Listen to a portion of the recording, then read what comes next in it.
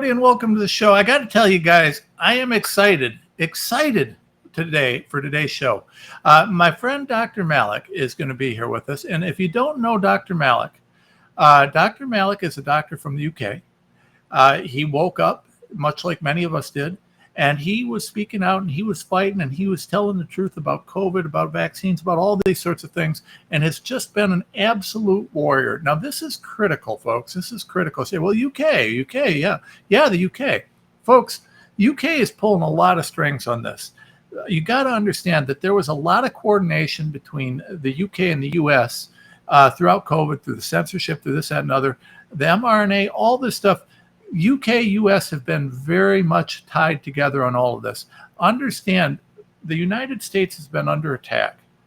Our freedoms have been under attack, just like the rest of the world. The UK, Europe's in bad shape right now, folks. They're in real bad shape. Europe is just descending into tyranny on a massive scale.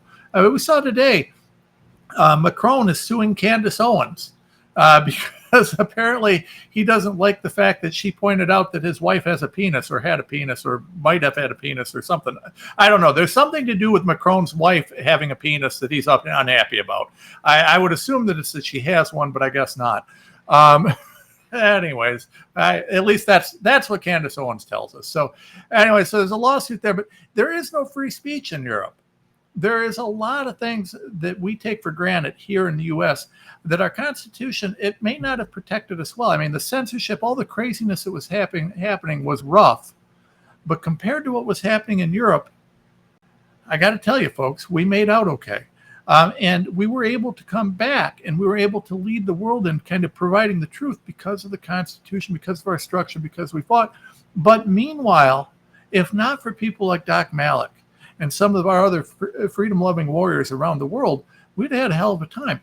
For a while, the goal was really to focus and concentrate. The globalists were really focusing and concentrating their fight in America, but it was our global effort that really helped kind of lighten that, where we could make such progress as we fought through this. As we see what's happening with Donald Trump now, and we see the coup that was launched by Obama, hopefully they'll get to the point where they recognize that Obama was behind COVID too. I mean, he was. There's no question in my mind about that. But I haven't seen any documents on that yet. Although I would love to see Tulsi dig into it. Obama was behind this whole thing, but this all was tied together. It was all tied together. So we got to understand that first of all, if you were fighting in Europe, you were fighting at what might have been an even uglier fight than it was in the United States, because there were a lot of good people in Europe that got put in jail for fighting this. I mean, there were a lot of people who got put in jail and attacked here in this country for doing the same, but it was brutal in Europe. So Doc Malik is a hero, and he's just a good dude. So I'm excited for you guys to get to meet him and to talk about him, or talk with him and to hear what we got to say here. Just a good guy. I want to, before we do that, I want to cue this up. And folks, I'm going to show you a video, and this is disturbing, okay? So if you've got a weak stomach, you might not want to see this, okay? This is disturbing, but I want you to see what this is, because honestly, this is the truth. This is what's happening. Now, when you ask why guys like Doc Malik and me, we fought so hard and why we continue to fight on mRNA and these different things, this video shows why, okay? Now, this video, and I'm going to make it big here. You can find it on my Twitter feed. You're going to see a placenta from a vaccinated, someone who was vaccinated during pregnancy, and a placenta that was not. And I'm going to show you the difference between the two, right?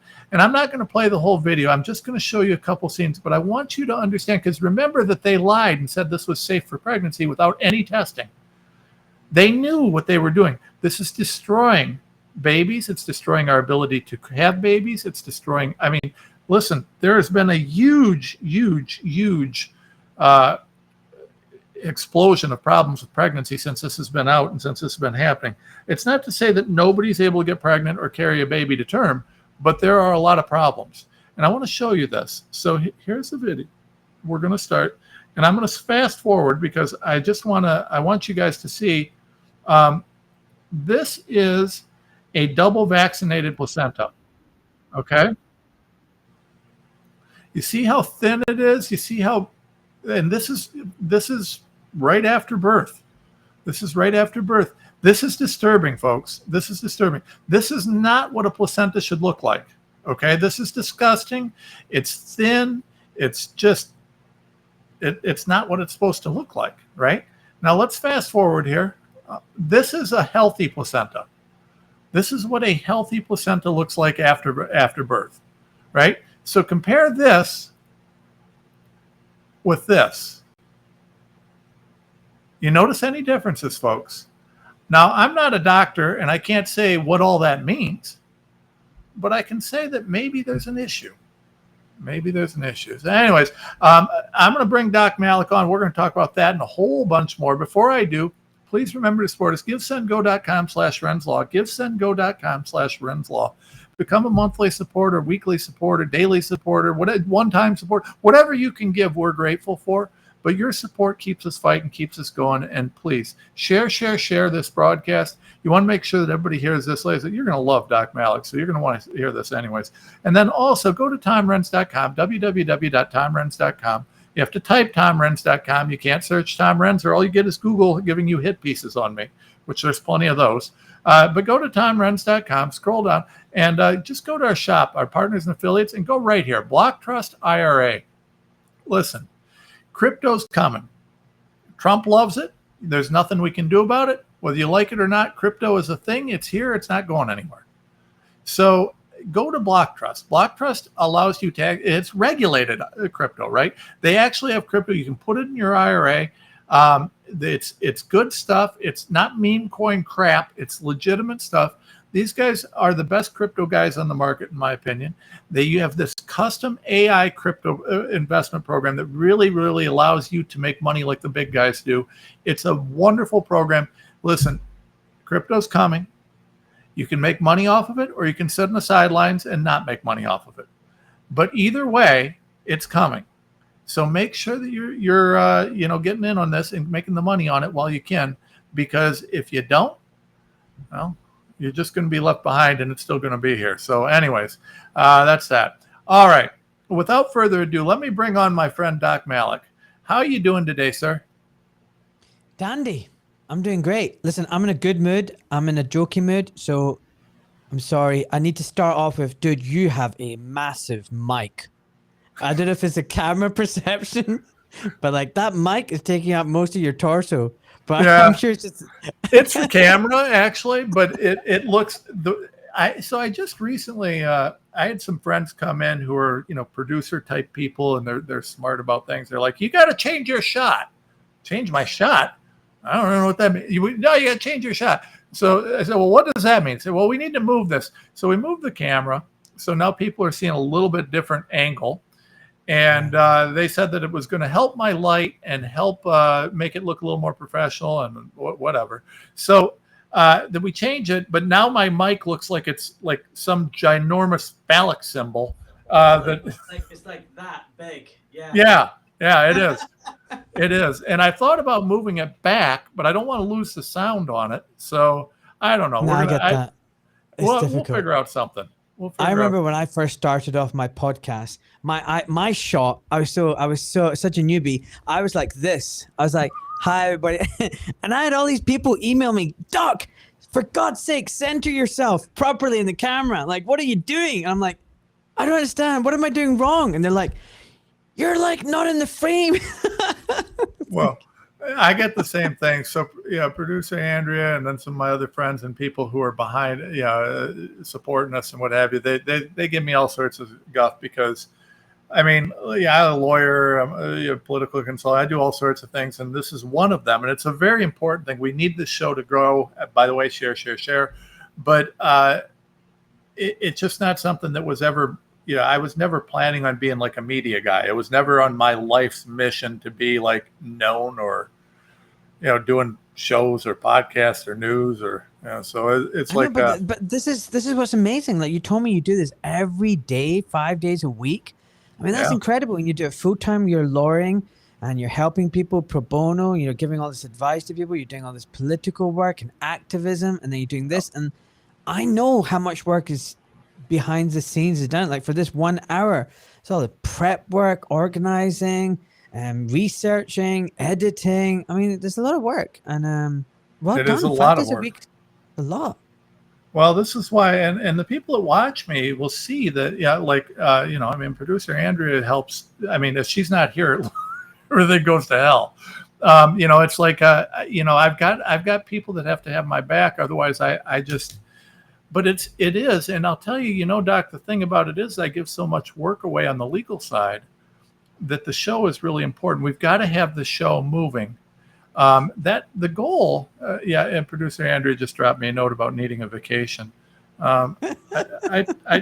She could come. I might pay for her to come to the studio for a week. Is that a vacation? I don't know, something. But she could work in studio instead of remotely. That'd be, there you go. But no, joking aside, it is. It's a lot of work, but the goal is eventually to have the show big enough that I can give all of my legal work away for free. I would love to be able to work for free on the law side and just help people. Producer Andrea notes that if she came on camera today, the audience would see how bad she needs the vacation. I don't know about that, Andrea. I saw producer Andrea before the show. She's fine. She looks bright-eyed and bushy-tailed. Easy night. What you're doing is really important because look, there's so much misinformation and disinformation coming from sanctioned, government official channels. The bombardment of propaganda is a tsunami. It's a tsunami. And then there's this tiny little drip of truth on the other side trying to combat the tsunami of lies and distraction and deception. It's not a surprise that most people don't actually know what's going on. I mean, the other day I was at the jiu-jitsu gym, my kids do jiu-jitsu, and I'm sitting there next to this other dad. I turned around to him. I said, Paul, what do you think of the world today? And he's a teacher. And he turned around to me and goes, it's really messed up. I was like, he ain't lying. And I said, why? Why do you think it's messed up? He goes, shook his head, paused for a second, and went, oh, the government, they're just awful, even worse than normal. And then there's the wars. Why are we at war with Russia? And then, why is it I make good money. My wife makes good money. We're both teachers. We're making £80,000-90,000, combined. That's $120,000. Yeah. But we're struggling after taxes and bills. It's hard. We need to watch what we're doing. Yeah. And I don't get it. It's just so much, Ahmed. It's really messed up. And that's what I'm trying to say is for your average kind of normie person who's not really fully aware of the depths of deception, they know something is wrong. They just can't put their finger on it. They can't put their finger on it. I agree. But the more people watch and listen to channels like yours and mine, they start to go, all right, that's why it's like this, So we're doing important work, Well, and by the way, make sure that you're checking out Doc's channel. Here's docmalik.com, docmalik.com. You can get to all of his different things here. He actually gets to be on YouTube, which I don't understand because I'm not allowed anywhere near YouTube. But make sure you're supporting Doc Malik at docmalik.com because Doc also has a great show. You'll see there's actually going to be a great show he's doing that's coming out on Friday. I mean, it's spectacular. No, I'm joking. I'm actually Doc interviewed me. It'll be out on Friday. Let me introduce. Don't put yourself down, mister. Listen, it was an epic podcast. It was brilliant. And because you wore your heart on your sleeve, you're passionate, and hopefully it'll come out on Friday, and you're just telling it as it is, what we're up against and what we're facing and the sacrifices we're making to, fight for humanity and our children and our future. So, no, it's going to be a great episode, man. I can't wait to get it out. I'm glad to get it out there. It's important for people to see, right? And the thing about it is the thing that's really important. And Doc, you're a doctor. You're kind of a big shot doctor. You did all sorts of great things in that. One of the most important things in my world that I think really I wish we were able to get out further is, I'm at a point where a lot of people, oh, you're a big shot attorney, this, that, and other. No, I'm still a nobody from a little town. And it's so important because the thing about it is it's the nobodies that have the duty to save our world. We can't save our world. If we're waiting for the big shots to save our world, it's never going to happen because the big shots are comfortable. They got what they need. They don't need much. Guys like us, you got kids. I got kids. We got, we're fighting for their future. So we're fighting. We've got a cause. We've got a heart. We've got something to fight for. The guys that have everything that, their kids' future is already set. Everything's already set. No one in their family's ever going to have to work for anything. They're going to be, wealthy to the endless energy and endless generation. They don't need any more, right? So they don't have anything to fight for. They're not going to fight for us. They're not going to fight to save us. They're going to fight to keep themselves preserved and preserve what they've got, but they aren't going to fight for us. It's our duty to fight. If we want our kids to have a future, it's our duty to fight for them. It really is, and it's really something that we can only accomplish when people start realizing that you don't have to be a big shot to make a big difference. You just have to be willing. Absolutely. Everybody can step up. Everyone has that ability. And, I wasn't a big shot. I mean, I was a very good, orthopedic surgeon and had a great practice in London. I was treating Hollywood stars and politicians and celebrities and average people and farmers and laborers. I was treating everybody, all walks of life, and it was a wonderful practice I had. In the countryside, I was treating ordinary folk in central London. I was treating people from all around the world, the hoi polloi, and it was just fun. It was just really good fun. But I someone asked me recently, do you have any regrets? And I was like, oh God, I'd regret it every day. I wish I kept my mouth shut and should have just put my head down and just taken the money and just turned another eye and not looked at all the problems. No, of course not. I'm being sarcastic. No, I'm really glad of the decisions I've made. I've got such a light conscience. I feel so happy. I'm living in gratitude, and I know what I'm doing is the right thing. And this is a spiritual battle. It's more than just money and power and control. There's something really deep, dark, evil going on in the world. Yes. And it's ramping up, and people can sense it. It's not right. So you're either serving in that army of darkness or you're serving in the army of light. And, I've got my children, I've got my wife, I think we need to step up. We all need to step up. So I talked about this in an X post recently. I was like, I hate the government, on an epic level. They don't represent me. It's not democratic. It's a uni-party system. They steal my wealth and my labor for taxation. They tax me on even the money that has been taxed again and again via indirect and direct taxes. And then even when I die, they tax me. It's ridiculous. 90% of what I do goes to the IRS equivalent here in the UK. It's all the same. All these corporations, my government, your country, my country, they're corporations, dead entities. And they're not representative. They're not democratic. They don't serve us, the people. No matter what party comes into power, it's like a boat tacking in the wind. Port, starboard, but the final destination is straight ahead. They always do the same thing, no matter who comes in. And it's all puppet theater. Oh, yes, he did. No, he didn't. Yes, he did. And, it's all garbage. It's been controlled by the same person. And we're meant to believe that there's some choice. It's an illusion of choice. So this government, I hate the government. There's a bunch of criminals. They're all captured. They're all complicit. They're all compromised. They're all drug addicts. They're all pedos. They're all God knows what else they're doing. And you know what? They're also middlemen. They're serving people above, not just the civil servants. Here in the UK, a big famous political advisor came out and said during the cabinet meetings, all the cabinet ministers come with a pre-written script with their questions, answers, and everybody goes around reading off their script, and then they go, they nod and smile at the camera as if they've done something, but they're actors. They're reading off the script, and then the cabinet, the civil servants are standing behind, making sure, like minders, that these cabinet ministers are doing what they're doing. They're doing what they're told. And the prime minister is no different, just an actor. And I hate to say this, some of your audience might not like it. Trump's the same. The deep state controls our countries and the West. And it was through the bureaucracy and the civil service. But then above that, there's other layers.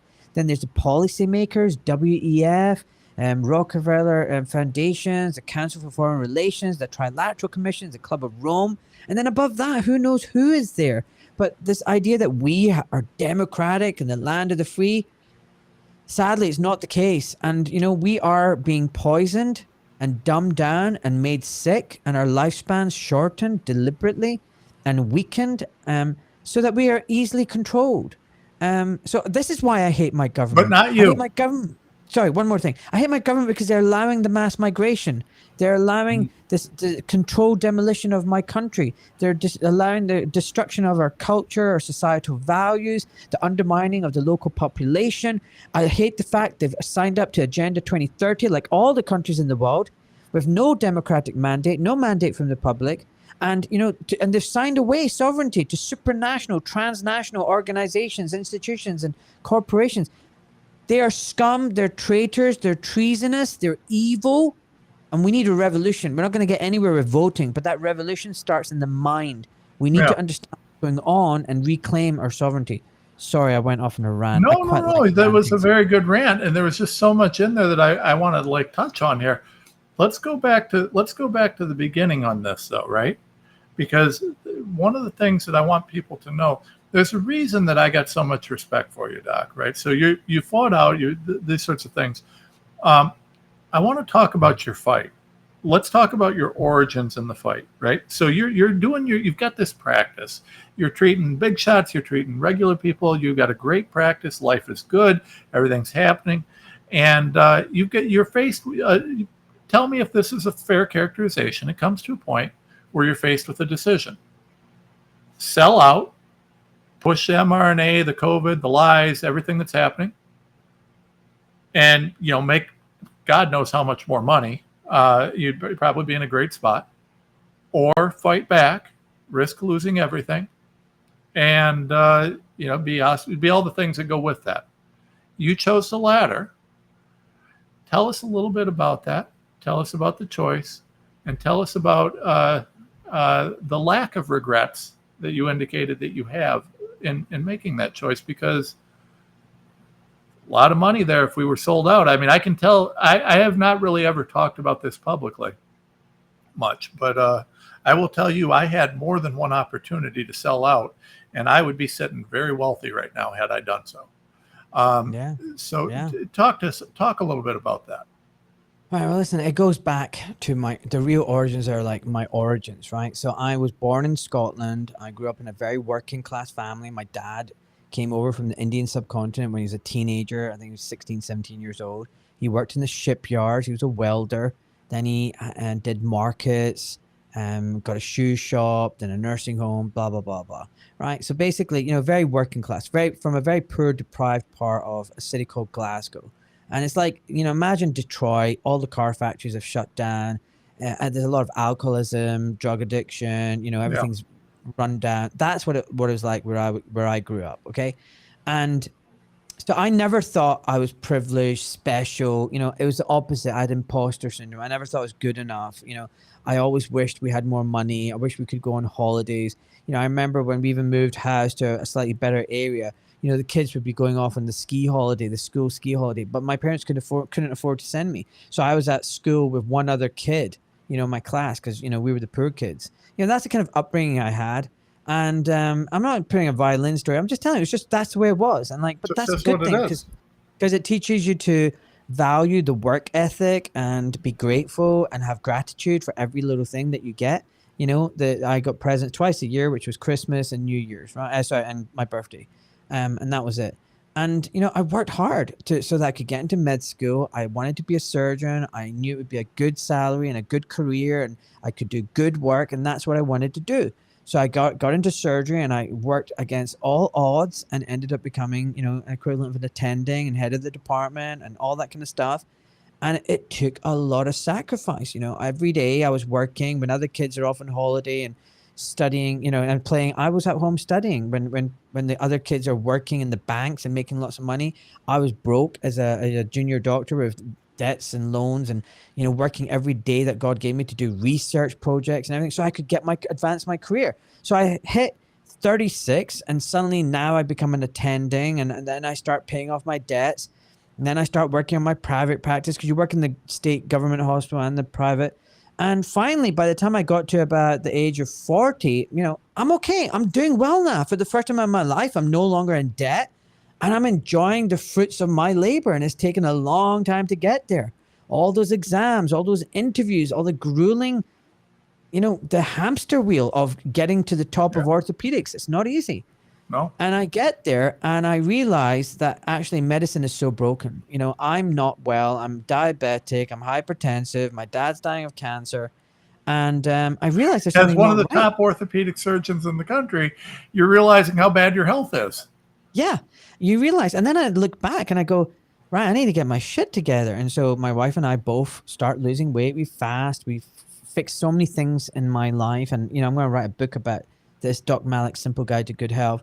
And then, now I'm suddenly fit and healthy. I've lost weight. I've reversed my diabetes. I don't have hypertension anymore. And I'm like, hold on one sec. Everything I've just learned and implemented in the last year, none of that was taught to me in med school. Well, why is that? I was offered the drugs, the metformin and the antihypertensive and the ACE inhibitors, but no one told me the basic simple things that I could just fix myself, like literally cure myself, because pills aren't a cure. If you need a repeat prescription, that's not a cure.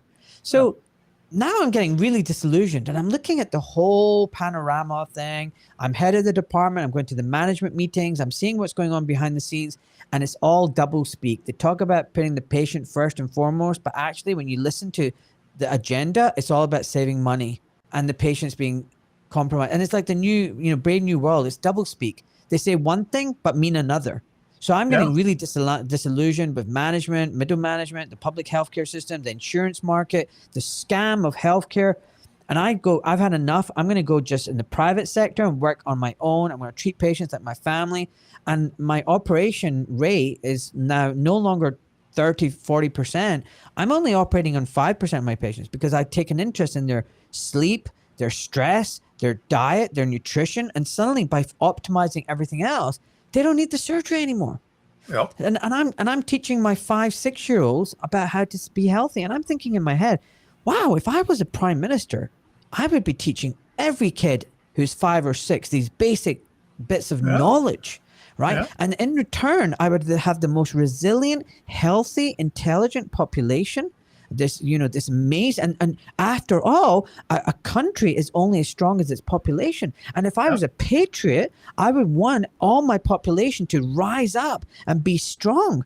And I'd be like, and there wouldn't be any of the sick care. There would be no burden of disease. There'd be no depression, anxiety, and all the other problems we're seeing. And I would teach them about love and love languages and loving oneself and healing thy trauma. And what an amazing community and society and culture we could create for nothing. And we would save money and we'd be productive and we'd be world-class leaders.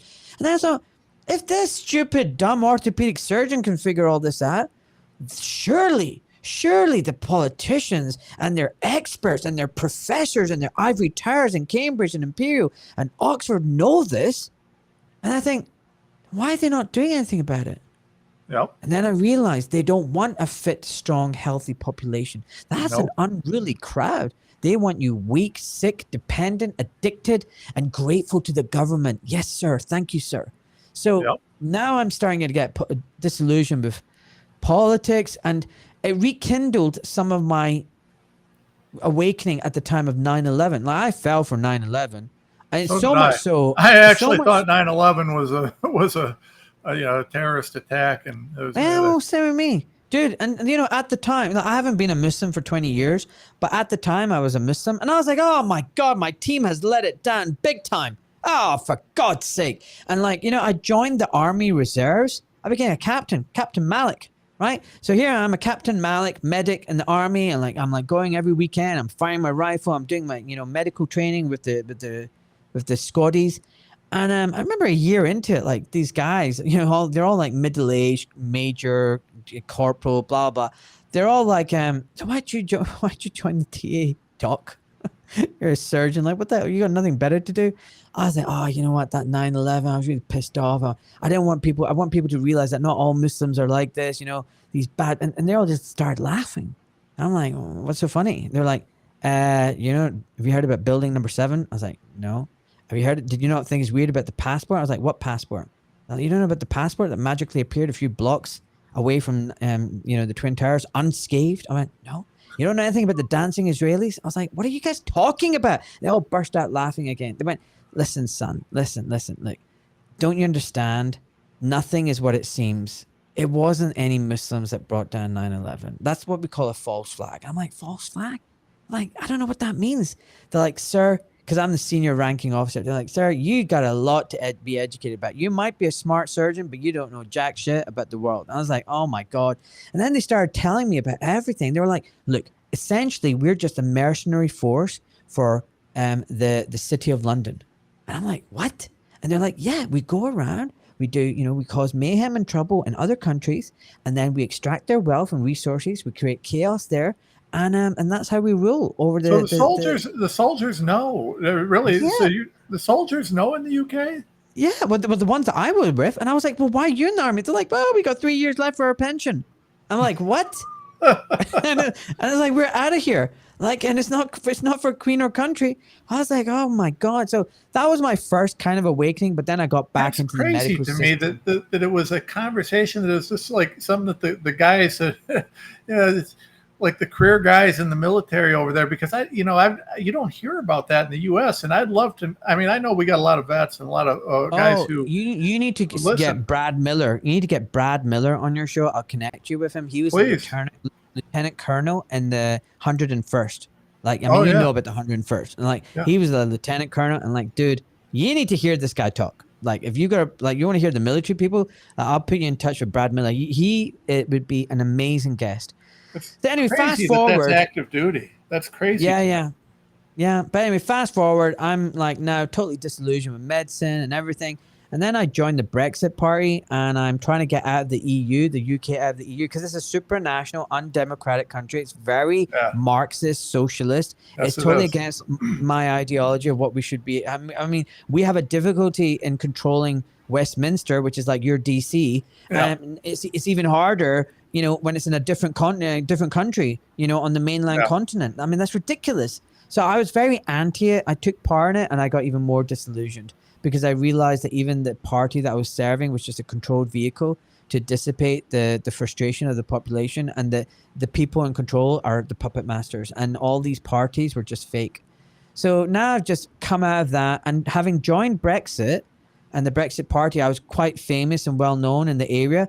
All the medics cancelled me. So you might be like, well, who cares about that? Well, why does that matter? So imagine like half of my patients are coming from doctors referring me, And now all the doctors are saying, well, you're a far right white supremacist. Now, dude, look at my skin color, right? Look at my name, Doc Malik. And I'm literally being called a racist and a Nazi and a white supremacist. Hey-ho, right? So like my practice suddenly shrinks. I'm watching like, and you know what it's like when you run a practice, you've got your overheads, you've got your indemnity, you've got your room rental, you've got your secretary, you've got your billing, you've got your software, you've got equipment hire. So, there's a lot of overheads, and so suddenly I'm like, what is going on? Where are my patients? And then I'm being told by like my patients who ring me up, oh, I can't come and see you. My doctor won't refer me to you. They've told me that, you're not a good surgeon and blah, blah. I'm like, what? They were sending me patients for 6 years, and I was like, they were telling me I'm like the top surgeon in the area and blah, blah, and now they're not sending me. And it was like, and then people were telling me, they don't like your views, your political views and everything. So at this point, I'm reeling. I'm feeling a bit depressed. I want to pick up my practice, and COVID hits. Oh. And I'm like, what? And I fell for the fear porn for about 3 weeks. And then when the lockdown happened and they started saying, if you're sick and dying, stay at home. And I'm like, what? And when you're almost dead, come to the hospital and we intubate you. I was like, what? So we can kill you faster. So at this point, I was thankfully the fear porn snapped out of me. And I think if I wasn't so demoralized and dejected and depressed from the whole Brexit thing, I would have been a bit more awake to things. But because I was really in a low place, like really low, I was just like already beaten, and it was like, kicking me when I was already down. Yeah. But I woke up to it. But anyway, the thing is that private hospitals locked me out for about a year I couldn't go into the private hospitals, couldn't operate. I was stuck in my garden. I didn't get any money. I didn't get any furlough. And let's make it clear, the furlough, you know, this money you got from the government was basically hush money to stay quiet. You know, it's just like, you know, shh, be quiet, don't complain. And the people took it. You know, the ones who are employed, a lot of them did. I know a lot of people didn't. A lot of people were coerced into working and had to work. But certainly self-employed people like me struggled. There was no handouts. So, you know, now I'm like, oh shit, I need to remortgage my house, blah, blah, blah, blah, blah. It's all these stresses. And then slowly have to, you know, after the easing of the lockdowns, I'm struggling to get my practice back. People don't have money. People have lost their jobs and then their work insurance, you know, all that kind of stuff. And it slowly starts to build up. And then they go, right, you need vaccines and you need mandates. I'm like, what? Yep. So then I started fighting against the mandates. I went on TV and went on the marches and the protests. And then they overturned it. I was like, oh, thank God for that. So then I slowly start going back and building up my practice.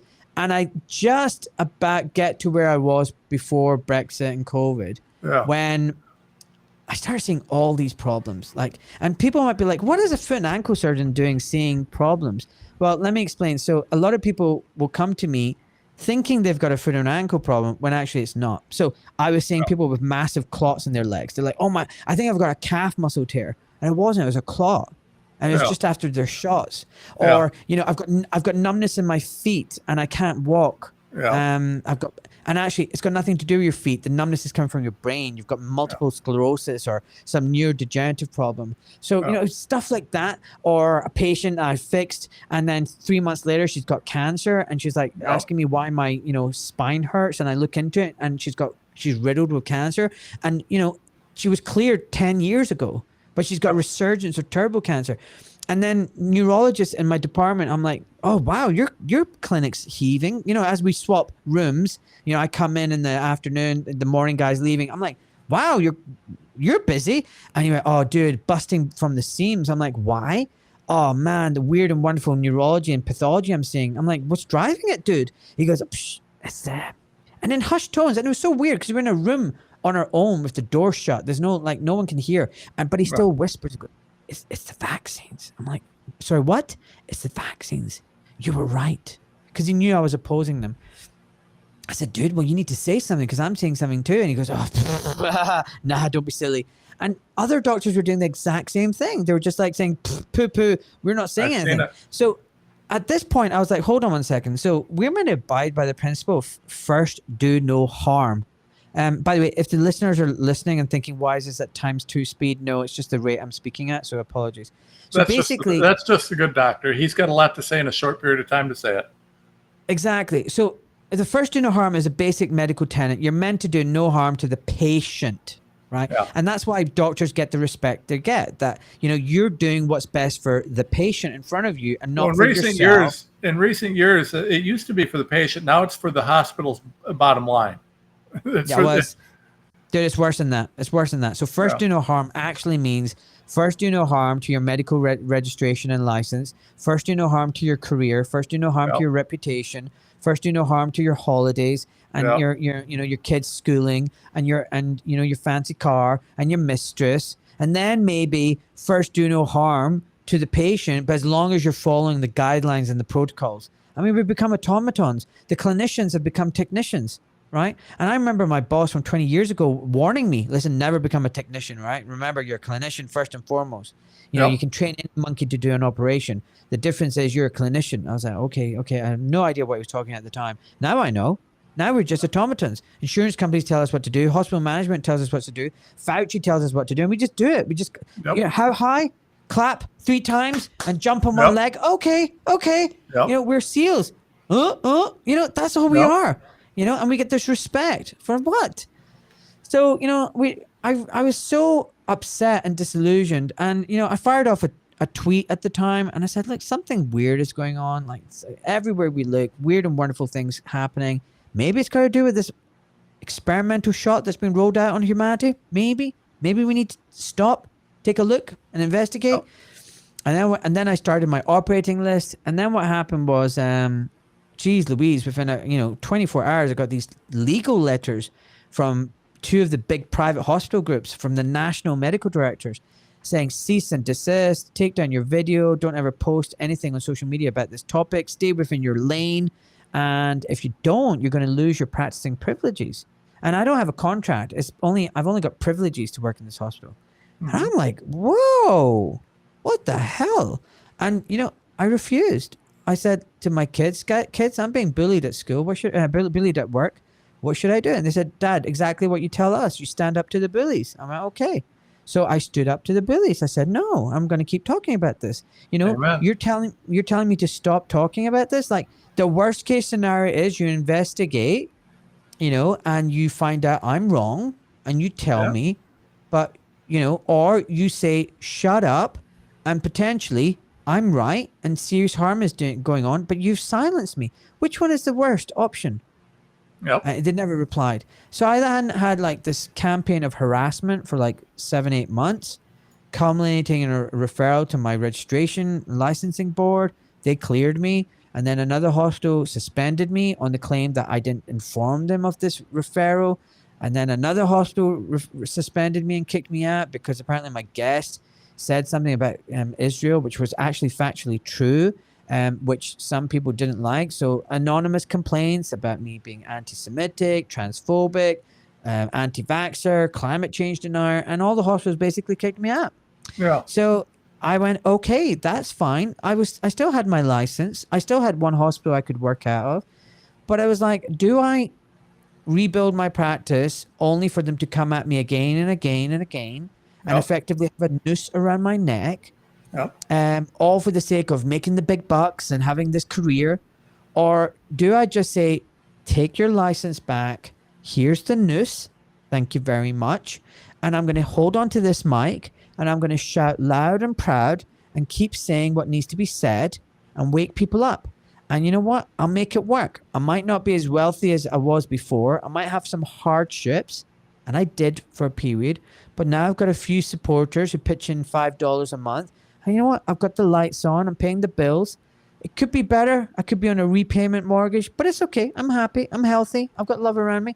But the most important thing is I'm wealthy in terms of I'm living in the truth. I'm authentic. I'm doing the right thing. I've got the love and respect of my family and my children and people from around the world. And, there are more important things than money. I'm not going to take the money to the grave. I need to think about my children and their grandchildren and what kind of future they want. And I don't want them to be in a gulag. I don't want them to be in a 15-minute digital city. And I don't want my kids to say in the future, oh, Dad, why didn't you fight for us? Oh, well, son, Amen, I really wanted that fancy car and those nice holidays and to go out for a nice meal and to have a fancy watch. Really, Dad? I want to interrupt you right here because this is everything, Doc. This is everything. You can't sell out your kid's future. What is it? What is your children's future worth? Everything. Everything. Your children's future, their freedom is everything. Now, I want to ask you a tough question about it. Because here's the thing. You and I both know this. We're both freedom fighters. Now, in my world, one of the things that's very, very frustrating, and I won't sell out. Like I spend all my time doing what I do, and it is what it is. And I'm not for sale. I won't sell. I mean, it is what it is. But one of the things that's interesting is I don't care about the fancy cars. What I do care about, though, is having the resources to fight the bad guys. That's become a real issue. And, when we look at this problem, and I don't really want to get into like great detail on money stuff because nobody cares. But at the end of the day, one of the things that's interesting to me is the way that the bad guys have structured this, where if you're fighting the good fight, there's no funding to do it. I've said this several times. Right now in the United States, Bayer Pharmaceuticals is spending millions and millions of dollars buying off Congress people and state legislatures because they want to pass laws limiting liability against Roundup, glyphosate, these poisons that cause cancers, right? So they're buying off Congress people right and left. There's a bill actually in Congress right now to try and limit liability. It's a really shady thing the way they do it. They're spending tens of millions just on one bill like that. Now, I've said a long time, you give me $5-10 million, I'll free our country, I'll free our world. Because it takes very little to free the world if you're fighting for the truth. it's a little bit tough and frustrating to see how much tighter things have gotten and how hard it is to raise money on our side. When we look at the other side, and they're just throwing money at throwing it. And it's just like, they don't care what they spend. That's been a real challenge. Dude, it's because they can print money literally out of nothing. They have arsenals of billions and trillions. And listen, look, what do they fund? They fund the media completely outright. They fund the academic institutions, Harvard, Yale, that's another Stanford, thing. Oxford, Imperial. You and I could have all sorts of money if we said the right things on our shows. Absolutely. They'd throw money at us right and left. I can tell you why that would work. So listen, I'll give you an example, right? So basically, oh, by the way, bridge butt builder, you look up Doc Ahmad Malik, and I'm there, by the way, Doc Ahmad Malik. So basically, look, they spend billions and trillions on media and politicians, celebrities, influencers, left-wing, right-wing, social media, alternative media. You've got the mainstream alternative media that's totally captured as well. There's so many tentacles in which they fund you. Look, I've got a text on my phone from a big influencer, right-wing conservative influencer, saying, "Hey, Doc, I've got some people who'd like to connect with you. They give $20,000 per post on a certain thing." And I was like, "What?" And then they said, "Are you interested?" And I said, "No, thank you," because that 20,000 comes with strings attached. 20,000 per post, dude. Are you serious? You think that wouldn't make a dent in my life and improve my situation? Of course, you freaking would. But you think that comes for nothing? No. Like, then it's like, "Oh, don't talk about this. Oh, please don't talk. Be careful what you say here." And you're like, okay. That's how they capture you. They capture you directly. They capture you indirectly. They capture you willingly. They capture you unwillingly. There's also ways that they can capture you. And they have. That's the thing. There are so many people, even so-called on our side, who are working. I'm not saying knowingly. This is what I mean. No, a lot of them have no idea. They just think they're getting a good deal. Yeah. It could be knowingly, unknowingly, indirectly, directly, unwillingly, willingly, right? Seriously, you can make a little wee thing from that. And most people, I think, don't actually know, but they end up self-censoring. They end up catching what they're saying and being careful. And we don't have that on this side. There is a reason I don't have any sponsors on my show. Guess who keeps my show running? A few hundred, a handful of 100 people who pay $5. And guess what? They can't cancel me. Because if I talk about some of the things that I think are wrong, if I speak out against the war in Ukraine, if I speak out against what Israel is doing to the Gaza people, I can't get cancelled. But you know what? Guess what? If I tomorrow turned around and said, "I'm a former Muslim, and you know what? Islam is terrible, and we need to bomb these people, and Israel first," I can tell you the money would be cha-ching-ching in my pocket. I'd be going around all the circuit. I'd be making the money. I'd be getting all the Christian Zionists in America all happy. I'd be invited everywhere. I could play the game, right? But you know what? You need to live in truth. You need to speak out for team humanity, right? I'm not a Muslim. I'm not a Jew. I'm not a Christian. I have a direct relationship with God, my creator, and that's it. All religions, as far as I'm concerned, have been captured and corrupted. I'm not doing that. I follow the teachings of Christ. I believe in God. That's it. Thank you very much. Christian. But like the mosques, churches, and synagogues, they all locked up during COVID. I know. Do you think Jesus said, "Hand me the hand gel"? Where's my mask? Don't come near me. Doc, social distancing. I will one up you on this. I'll one up you on this because I'm Catholic. So my church tells us that the communion is literally the body and blood of Christ. It's a miracle every time you take it. They tell us it's a miracle every time you take it, that it's the literal body and blood of Christ. But during COVID, they denied communion because the literal body and blood of Christ was going to be contagious and spread germs. You either believe it's a miracle or you don't.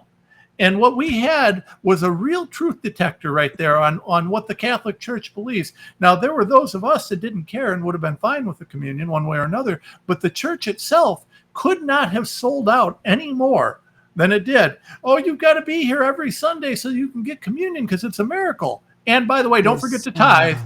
Don't forget to tithe." But dude, can I very quickly? I want you to picture this. Close your eyes and picture this. Jesus is sitting on a stool, and he's got a leper in front of him, and there's a perplex glass with 2 little holes, and the feet are poking out through the perplex glass. Jesus is also wearing 2 masks and a face shield. He's got gloves on. And he's been triple boosted because he's prayed at the altar of the holy vaccine. And now he washes this leper's feet. Can you imagine that? Like, that's pretty much what we had.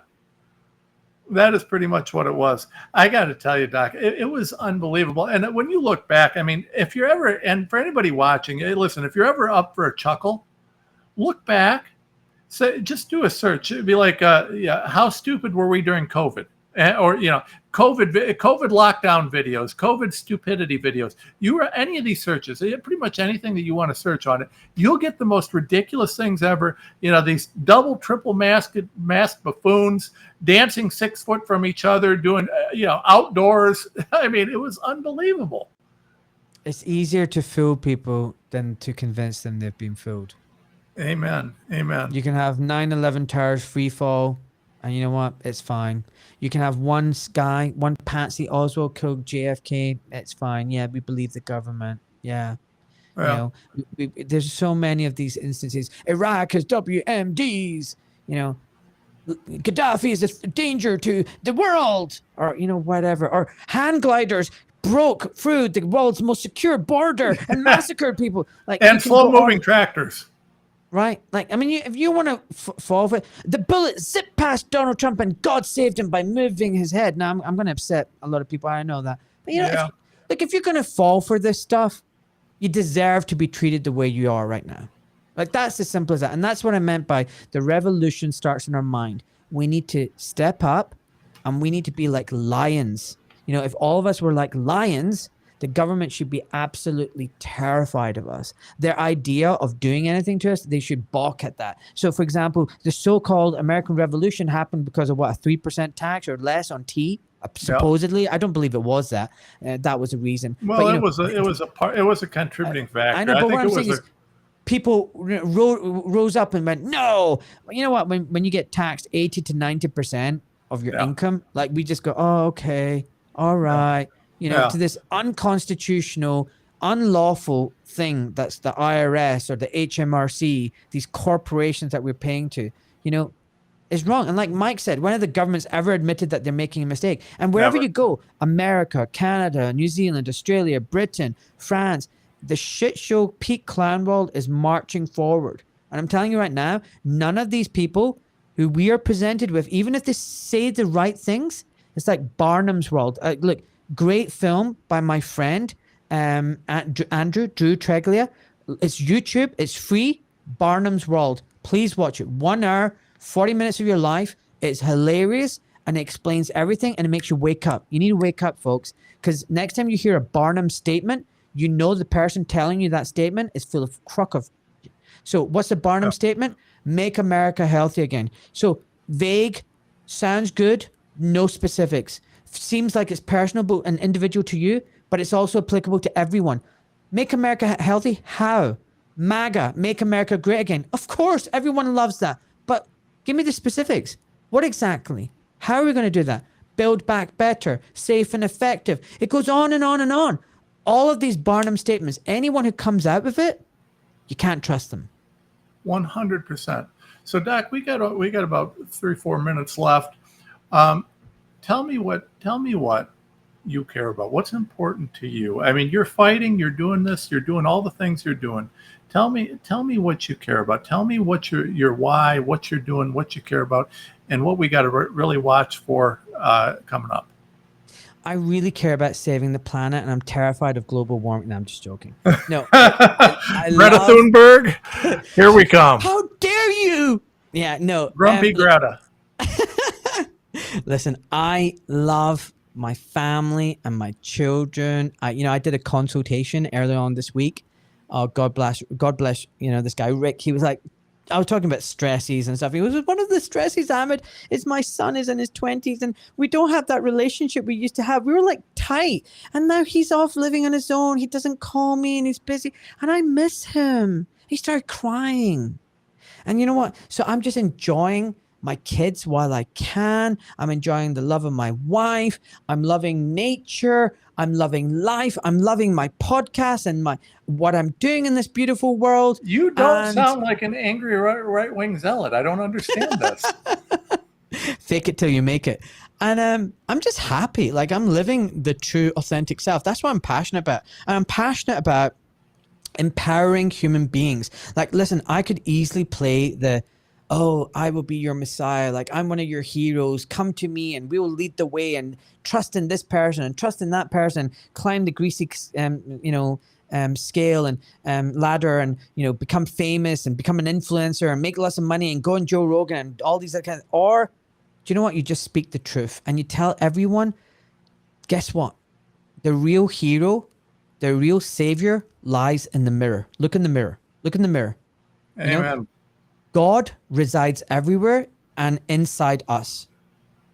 Tap into that strength and lead yourself. Take personal responsibility. Do the grunt work. Do the hard work. Stop being lazy. Stop abdicating your personal sovereignty, responsibility to external forces and people who don't give a damn about you. I hate to tell you this, folks.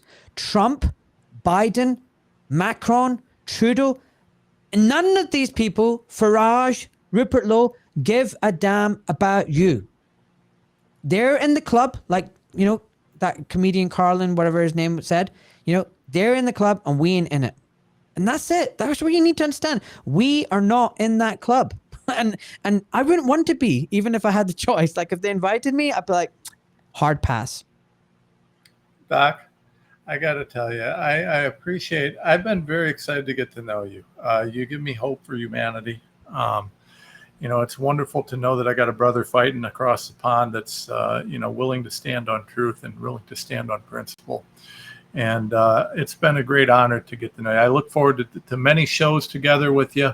I look forward to fighting together. If I can be of any assistance in the UK, you don't hesitate. And I'll badge you over here anytime that I can. And folks, make sure that you're following Doc Malik. Make sure that you docmalik.com, Doc Ahmad Malik on Twitter, and just support this guy. Get his show out as well. Good dude. Someone that I'm proud to know, and I just appreciate the heck out of your fight, Doc. Thank you for being here. Thanks. All right. We'll be back soon, everybody.